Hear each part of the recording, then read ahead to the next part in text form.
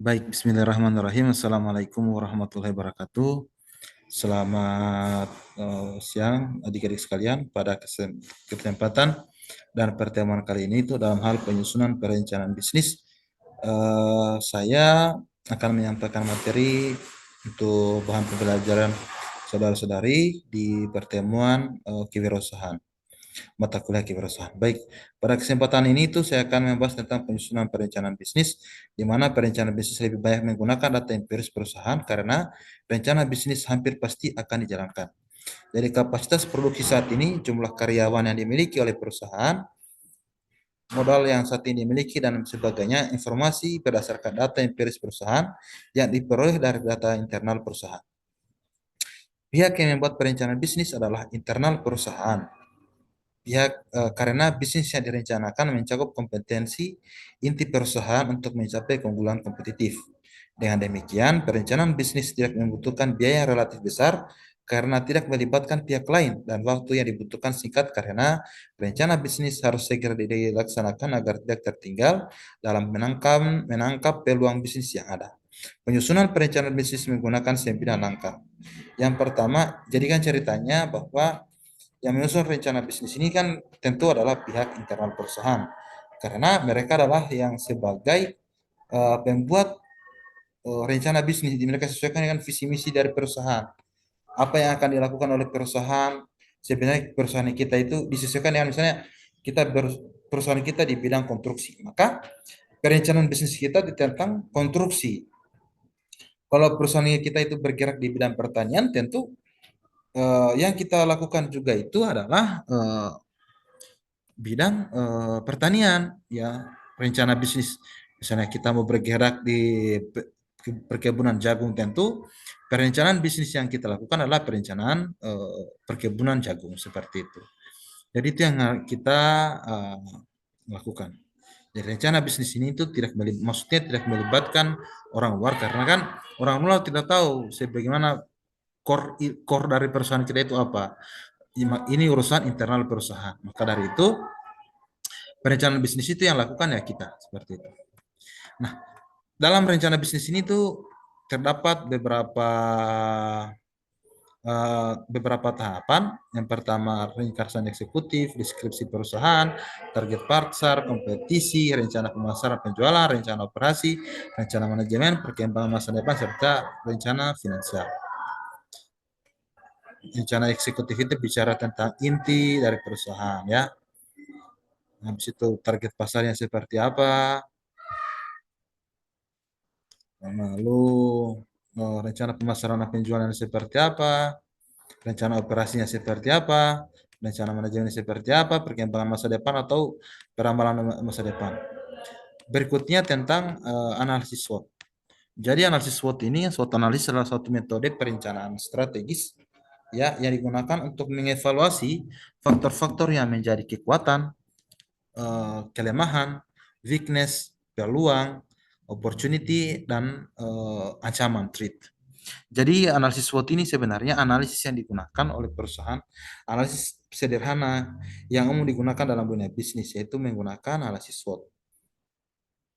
Ya, menggunakan analisis SWOT. Jadi analisis SWOT ini dia umum bisa juga kita gunakan dalam kehidupan sehari-hari. Ya, kita bisa gunakan dalam kehidupan sehari-hari.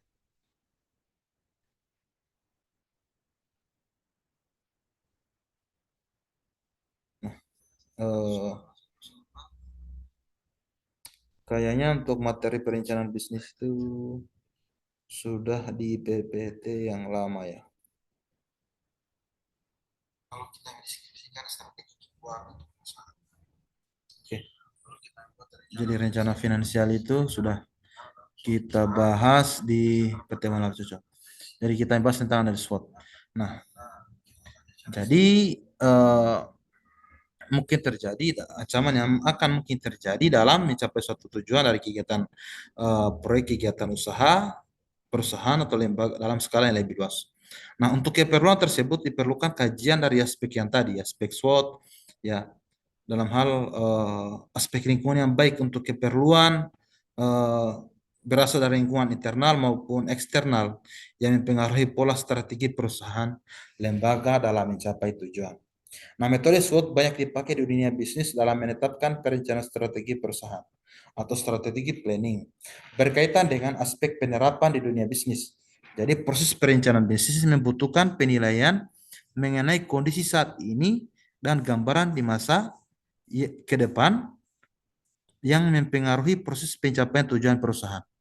Dengan analisis SWOT akan didapatkan karakteristik dari kekuatan utama, kekuatan tambahan, faktor netral, kelemahan utama, dan kelemahan tambahan berdasarkan analisis lingkungan internal dan eksternal yang dilakukan. Jadi berikut isi uraian masing-masing analisis SWOT. Yang pertama, strength. Strength atau kekuatan merupakan sebuah analisis kekuatan, yaitu situasi ataupun kondisi yang merupakan kekuatan dari suatu organisasi atau perusahaan. Pada saat ini perusahaan perlu menilai kekuatan-kekuatan dibandingkan dengan para pesaingnya, ya. Misalnya jika kekuatan perusahaan tersebut unggul dalam teknologinya, maka keunggulan itu dapat dimanfaatkan untuk mengisi segmen pasar yang membutuhkan tingkat teknologi yang lebih maju. Analisis strength bisa dilakukan dengan menjawab pertanyaan-pertanyaan seperti ini. Kelebihan apa yang dimiliki oleh organisasi? Apa yang membuat organisasi lebih baik dari organisasi lainnya?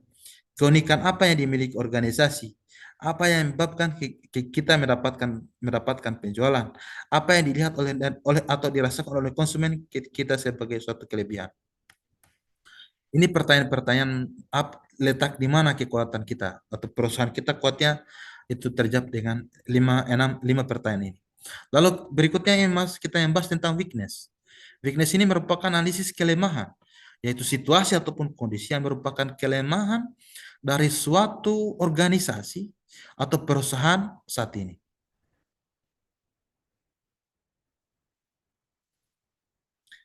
Kelemahan di dalam sebuah perusahaan ataupun organisasi yang menjadi kendala yang serius dalam kemajuan suatu perusahaan atau organisasi perlu dianalisis.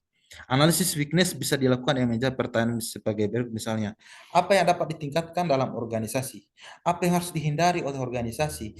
Faktor apa yang menyebabkan kehilangan penjualan? Apa yang dilihat atau dirasakan oleh konsumen kita sebagai suatu kelemahan organisasi? Apa yang dilakukan pesaing sehingga mereka dapat lebih baik dari organisasi kita. Yang berikutnya adalah opportunity. Jadi opportunity ini atau analisis peluang atau situasi atau kondisi yang merupakan peluang dari di luar suatu organisasi atau perusahaan dan memberikan peluang berkembang bagi organisasi di masa depan. Cara ini adalah untuk mencari peluang ataupun terobosan yang memungkinkan suatu perusahaan atau organisasi bisa berkembang di masa yang akan depan atau masa yang akan datang. Analisis opportunity bisa dilakukan yang menjawab pertanyaan sebagai berikut. Yang pertama, kesempatan apa yang dapat kita lihat? Perkembangan tren apa yang sejalan dengan organisasi kita? Lalu ini pertanyaan-pertanyaan tentang peluang, ya. Lalu berikutnya tentang threat atau ancaman. Jadi analisis ancaman ini cara menganalisis tantangan atau ancaman yang harus dihadapi oleh suatu perusahaan ataupun organisasi untuk menghadapi berbagai macam faktor lingkungan yang tidak menguntungkan pada suatu perusahaan atau organisasi yang menyebabkan kemunduran. Jika tidak segera diatasi, ancaman tersebut akan menjadi penghalang bagi suatu usaha yang bersangkutan, baik di masa sekarang maupun yang akan datang. Analisis threat bisa dilakukan yang menjawab pertanyaan-pertanyaan sebagai berikut, misalnya, hambatan apa yang kita hadapi sekarang? Apa yang dilakukan oleh pesaing organisasi? Perkembangan teknologi apa yang menyebabkan ancaman bagi organisasi? Apa perubahan peraturan pemerintah yang akan mengancam perkembangan organisasi? Itu adalah pertanyaan-pertanyaan kita menganalisis ancaman. Pada dasarnya, analisis SWOT ini memberikan informasi bagi perusahaan untuk mengambil langkah bagaimana kekuatan, strength bisa dimanfaatkan untuk mengambil peluang opportunity, ya, opportunity yang ada. Bagaimana cara mengatasi kelemahan atau weakness yang menghambat peluang atau opportunities yang ada. Selanjutnya, bagaimana kekuatan mampu menghadapi ancaman atau threat yang ada. Terakhir, bagaimana cara mengatasi kelemahan, weakness yang mampu membuat ancaman threat menjadi nyata atau menciptakan sebuah ancaman baru. Hal dari analisis SWOT ini biasanya berupa arahan atau rekomendasi untuk mempertahankan kekuatan dan untuk menambah keuntungan dari segi peluang yang ada, sambil mengurangi kekurangan dan juga menghindari ancaman. Jika digunakan dengan benar, analisis ini akan membantu untuk melihat sisi-sisi yang terlupakan atau tidak terlihat selama ini. Analisis ini berperan sebagai alat yang meminimalisasi kelemahan yang terdapat dalam suatu perusahaan atau organisasi, serta menekankan dampak ancaman yang timbul dan harus dihadapi.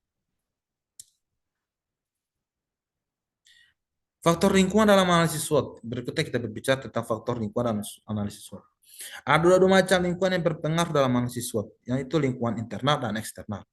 Analisis SWOT ini dapat menemukan potensi dari suatu perusahaan untuk bisa maju dan berkembang. Dipengaruhi bagaimana perusahaan memanfaatkan pengaruh dari luar sebagai kekuatan tambahan serta pengaruh lokal dari dalam. Faktor lingkungan eksternal mendapat prioritas lebih dalam hal penentuan strategi karena pada umumnya faktor-faktor ini berada di luar kendali perusahaan atau eksogen, sementara faktor internal merupakan faktor yang lebih bisa dikendalikan.